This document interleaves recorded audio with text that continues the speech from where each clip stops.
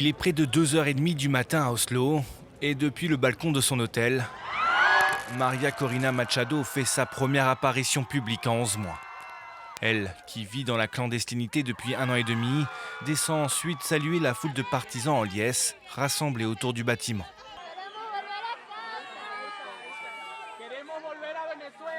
L'opposante vénézuélienne de 58 ans réserve ses premiers mots pour une conférence de presse prévue ce jeudi matin.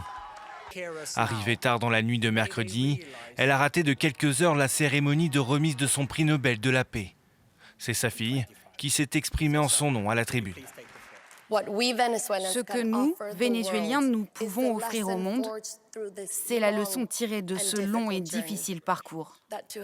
Pour avoir la démocratie, nous devons être prêts à lutter pour la liberté.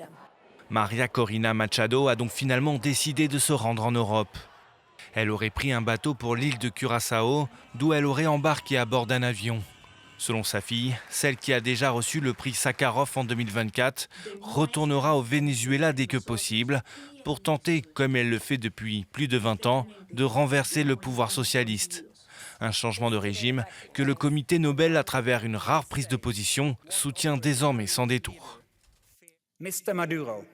Monsieur Maduro, acceptez le résultat des élections et démissionnez. Le choix de Maria Corina Machado comme Nobel de la paix s'appuie notamment sur la non-reconnaissance par de très nombreux États du résultat de l'élection de la présidentielle vénézuélienne de juillet 2024. Un choix au contraire contesté par ceux qui, comme ces Vénézuéliens manifestant mardi à Oslo, voient en cette partisane de la droite dure sud-américaine un soutien d'une potentielle intervention des États-Unis.